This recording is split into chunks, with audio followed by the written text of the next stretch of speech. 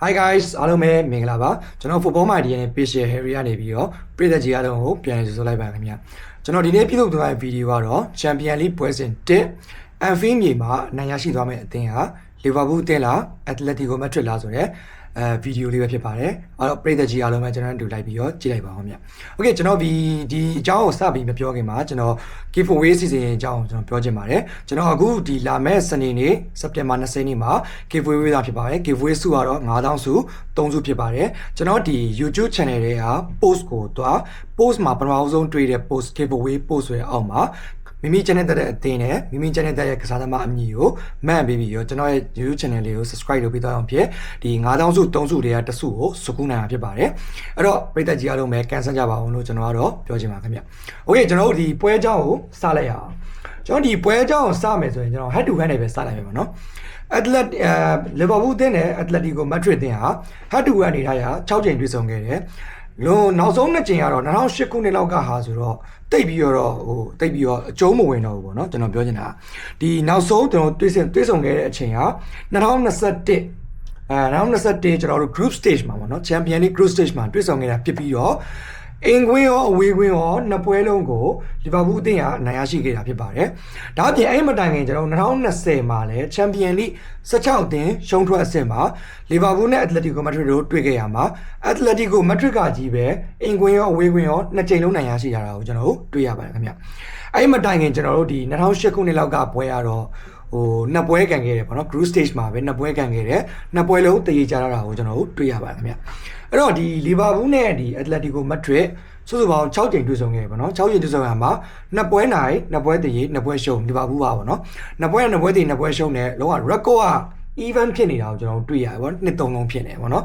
အဲ့တော့လီဗာပူးအနေနဲ့ဒီနေ့ပွဲစဉ်ကလည်းသူတို့အတွက်အနည်းငယ်ခက်ခဲတယ်လို့ကျွန်တော်တို့မှန်းဆလို့ရရခင်ဗျ Okay ဒီကျွန်တော်တို့ဒီ head to head အကြောင်းကိုကျွန်တော်ပြောပြီးသွားပြီဆိုတော့ဒီနေ့ပွဲစဉ်မှာထူးခြားချက်လေးအနေနဲ့ပြောလိုက်အောင်ပေါ့နော်ထူးခြားချက်လေးအနေနဲ့ကဘာလဲဆိုတော့လီဗာပူးနီးပြအာနီစလော့ဟာဒီနေ့ပွဲစဉ်အဲ့ကံမဲ့ပွဲစဉ်မှာကျွန်တော်တို့ဒီဟာပေါ့လီဗာပူးနီးပြအာနီစလော့က48နှစ်ပြည့်မဲ့မွေးနေ့ဖြစ်ပါတယ်အဲ့တော့သူ့ရဲ့မွေးနေ့ပွဲမှာဒီလီဗာပူးကစားသမားတွေအကုန်လုံးကဒီအာနီစလော့ကိုမွေးနေ့လက်ဆောင်အဖြစ်နိုင်မွေးတဲ့ပွဲကိုပေါ်ဆောင်နိုင်မလားဆိုတာကျွန်တော်တို့စောင့်ကြည့်ရမှာဖြစ်ပါတယ်နောက်တစ် record တစ်ခုကတော့ကျွန်တော်ဗာလဲဆိုတော့လီဗာပူးအသင်းဟာ Champion League Group Stage အင်ကွင်းနောက်ဆုံး14ပွဲစတိုက်နိုင်ရရှိထားတဲ့စံချိန်ကိုရရှိထားပါခင်ဗျဒါအပြင်သူကအင်ကွင်းမှာတပွဲကိုသူကအနည်းဆုံး2ဂိုးနဲ့2ဂိုးအထက်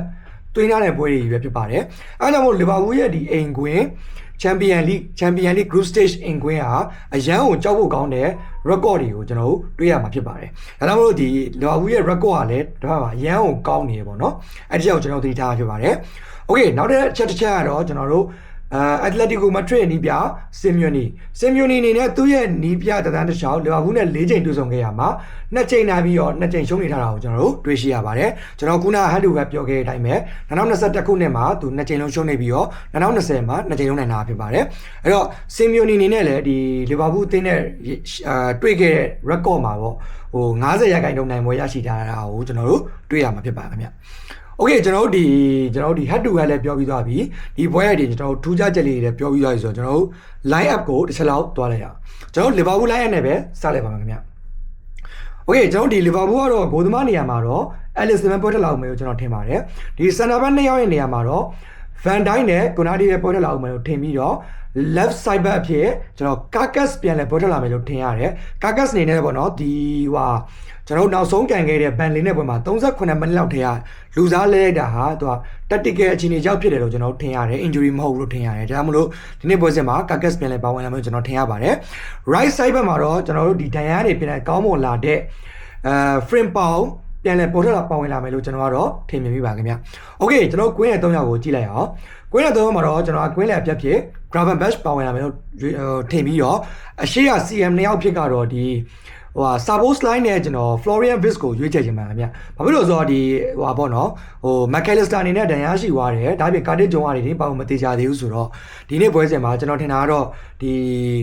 3ယောက်ပေါ့နော် Gravenberch, Sabos line နဲ့ဒီ Florian Wirtz တို့ပဲပေါ်ထွက်လာအောင်မယ်လို့ကျွန်တော်ကတော့ထင်မြင်မိပါတယ်။ Okay ရှေ့တန်း3ယောက် ရှေ့တန်း trio အနေနဲ့ကတော့ကျွန်တော်ပွဲထွက်နေကြတွဲပဲဖြစ်တဲ့ရှေ့တန်းမှာတော့ Hugo Ekitike ဘယ်ဝင်းမှာ ဒီကပ်ပိုပေါ်ထလာဖြစ်ပြီးရောညာဘက်မှာညာဝင်းမှာတော့မိုဟာမက်ဆာလာပေါ်ထလာမယ်လို့ကျွန်တော်ကတော့ထင်မြင်မိပါတယ်ခင်ဗျအီဆက်ကတော့ဒီနေ့ပွဲစဉ်မှာဒီအရန်နေလောက်နေပဲပါဝင်လာအောင်မယ်လို့ကျွန်တော်ကတော့ထင်မြင်မိပါတယ်ဒါကတော့ဒါကတော့ကျွန်တော်ထင်တဲ့ဘောပေါ့နော်လီဗာပူးတင်ရဲ့ line up သုံးသက်ချက်ဖြစ်ပါတယ်အဲ့တော့အီဆက်အကြောင်းပြောမှကျွန်တော်အီဆက်အကြောင်းတစ်ချက်ပြောလိုက်အောင်မယ်အီဆက်အနေနဲ့သူက16နှစ်သားအရွယ်တုန်းကဒီ AIK ဆိုတဲ့ဆွီဒင်လိဂအသင်းတစ်နဲ့ဒီချန်ပီယံလိဘာပေါ့နော်ပွဲစဉ်ကိုခြေစစ်ပွဲထင်တယ်ကျွန်တော်ထင်တာတော့အဲ့တော့ပါဝင်ထားပြီးနောက်ပိုင်းမှာဒါပထမဦးဆုံးသူ့အတွက်ချန်ပီယံလိပွဲထွက်ပြန်လဲပေါ်ထွက်လာမယ်လို့ကျွန်တော်ကတော့ထင်မိပါတယ်အဲ့တော့ဒီ ESA အနေနဲ့ဒီနေ့ပွဲစဉ်မှာလူစားဝင်ပြီးတော့ဘယ်ဂိုးတွေသွင်းယူသားမလားဆိုတာကျွန်တော်တို့စောင့်ကြည့်ရမှာဖြစ်ပါတယ်။ Okay ကျွန်တော်တို့ဒီ Atletico Madrid ဘက်ကိုတွားလိုက်အောင်။ Atletico Madrid ကတော့ဒီဂိုးသမားနေရာမှာတော့ Jan Oblak ပဲပေါ်ထွက်လာအောင်မလို့ကျွန်တော်ထင်တယ်။ Atletico Madrid မှာပြဿနာတက်နေတာ center back ဒီ center back မှာသူတို့ရဲ့ဒီအားထားရတဲ့ Norman ပေါ့နော် sorry Norman ကဒီတန်ရရှိသွားတာကိုတွေ့ရတယ်နောက်ဆုံးဒီကန်ခဲ့တဲ့ Villarreal ကို2-0နဲ့တန်ရရှိရမှာ Norman တန်ရရှိသွားအပြင်ဒါအပြင်နောက်တစ်ယောက် Hanko ဆိုတဲ့လူကလည်း center back ကလည်းသူတို့တန်ရရှိသွားတာကိုကျွန်တော်တွေ့ရတယ်အဲ့တော့ center back မှာနေတဲ့ဒီကောင်းကောင်းမွန်ကစားနေတာဆိုတော့ Langlet လောက်တယောက်လောက်ပဲကျွန်တော်ကြံတော့တာကိုတွေ့ရတယ်တို့ပေမဲ့ဒီကစားသမားတွေအနေနဲ့ဒီပါပေါ့နော်တန်ရရရှိသွားရဆိုပေမဲ့လည်းအသေးစားတန်ရဖြစ်ပြီးတော့ဒီနေ့ပွဲစဉ်မှာပြန်လည်ပါဝင်လာမှစောင့်ကြည့်ရမယ်ကျွန်တော်အနေနဲ့ကတော့ဒီ center back 2ယောက်ပြင်နဲ့ Langlet နဲ့ဒီ Norman ပဲပေါ်ထွက်လာအောင်လို့ကျွန်တော်ထင်ပါတယ်ဘယ် side back မှာတော့ကျွန်တော်ကတော့ Rugari ပေါ်ထွက်လာမယ်လို့ထင်ပြီးတော့ right side back မှာတော့ Liverpool နဲ့တွေ့တိုင်းဒုက္ခပေးလို့ရှိရဲ Llorente ပေါ်ထွက်လာမယ်လို့ကျွန်တော်ကထင်ပါတယ်ခင်ဗျဒီကွင်းလယ်၄ယောက်ပေါ့နော်ဒီ Atletico Madrid ရဲ့ကစားတဲ့4-4-2 ပုံစံနဲ့ပဲကျွန်တော်ပြောလိုက်မယ်။ကွင်းလယ်၄ယောက်မှာတော့ကျွန်တော်ကဒီအလဲအဖြစ်မှာစန်တာမှာတော့ကိုကင်းနဲ့ဒီ Barrios ပေါ့နော် Barrios ပေါ်ထွက်လာမယ်လို့ထင်တယ်။ဘယ် midfield ဖြစ်ကျွန်တော်ကတော့ Conor Gallagher ပေါ်ထွက်လာမယ်လို့ကျွန်တော်ကထင်တယ်။ right midfield ဖြစ်ကတော့ဒီ Simeone ပေါ့နော်ဒီနီးပြကြီး Simeone နဲ့ဒီတားလားမသိဘူးကျွန်တော်တားထင်တယ်။သူ့ရဲ့တားဖြစ်သူ Simeone ပဲဒီ right wing မှာပေါ်ထွက်လာမယ်လို့ကျွန်တော်ကထင်ပါတယ် sorry right midfield မှာပေါ်ထွက်လာမယ်လို့ကျွန်တော်ထင်ပါတယ်ရှေ့တန်းနှစ်ယောက်ဖြစ်ကတော့ Julian Alvarez ကဒဏ်ရာရှိသွားဖြစ်တဲ့ကြောင့်မလို့ကျွန်တော်တို့ဒီ Griezmann နဲ့ Solid ပေါ့နော် Solid ဒီနှစ်ယောက်ပဲပေါ်ထွက်လာမယ်လို့ကျွန်တော်ကတော့ထင်မြင်မိပါတယ်ဒါကတော့ကျွန်တော်ထင်တယ် Atletico Madrid ရဲ့line up သုံးသက်ချက်ပဲဖြစ်ပါတယ်ခင်ဗျ Okay ကျွန်တော်တို့ဒီ head to head ပြီးသွားပြီ line up ပြီးသွားတော့ key player ဘက်ကိုတွားလိုက်အောင် key player ဘက်ကတော့ကျွန်တော်တို့ဒီ Liverpool ဘက်က key player ဖြစ်တော့ကျွန်တော်ကဒီHugo Ekitike ကိုကျွန်တော်ရွေးချယ်ခြင်းတယ် Hugo Ekitike အနေနဲ့ဒီနောက်ပိုင်းပွဲစဉ်တွေမှာခြေစမ်းပြနေရပါတော့သူအနေနဲ့ဘန်လီပွဲမှာဂိုးမသွင်းနိုင်ခဲ့ပေမဲ့လည်းဒီရှေ့ရပွဲစဉ်တွေမှာတောက်လျှောက်ဂိုးတွေသွင်းယူထားတဲ့ကြောင့်မလို့ဒီနေ့ပွဲစဉ်မှာလည်း Atletico ရဲ့ပွဲစဉ်မှာလည်းဘာတွေလုပ်ပြသွားအောင်လဲဆိုတာကျွန်တော်တို့စောင့်ကြည့်ရမယ်ဒါအပြင် Atletico ရဲ့ center back တွေကလည်းဒဏ်ရာတွေနဲ့ရှုပ်ထွေးနေတာဖြစ်တဲ့ကြောင့်မလို့ဒီနေ့ပွဲစဉ်မှာ Hugo Ekitike တယောက်ဂိုးသွင်းနိုင်မလားဆိုတာကျွန်တော်တို့ဆက်လက်စောင့်ကြည့်ရအောင်ခင်ဗျ။ Okay ဒီ Atletico Madrid ဘက်ကကျွန်တော် danger ကစားတာဖြစ်ကကျွန်တော်ရွေးချယ်ချင်တာကတော့ right side back က Llorente ဖြစ်ပါတယ်။ Llorente အနေနဲ့ဒီ Liverpool နဲ့တွေ့ရင်ဂိုးမျိုးလေးရှိတယ်ပေါ့နော်။အဲ့စံချိန်တစ်ခုကျွန်တော်တွေ့ခဲ့တယ်ဒါကြောင့်မလို့ဒီနေ့ပွဲစဉ်မှာ Liverpool အသင်းကိုဒုက္ခပေးနိုင်တဲ့ key player ကဖြစ်ကျွန်တော်ကတော့ Atletico Madrid ဘက်ကနေပြီးတော့ Llorente ကိုရွေးချယ်ပါခင်ဗျ။ Okay ဒီ line up တွေလည်းအကုန်ကျွန်တော်သုံးသပ်ပြီးသွားပြီဆိုတော့ကျွန်တော်ရဲ့ final prediction ကိုကျွန်တော်တွားလိုက်ရအောင် Atletico Madrid ကseries sorry La Liga နောက်ဆုံး၄ပွဲမှာတပွဲပဲနိုင်ပြီးတော့နှစ်ပွဲရှုံးတပွဲတည်ကြတာတော့ကျွန်တော်တွေ့ရတယ်အဲ့တော့ဒီ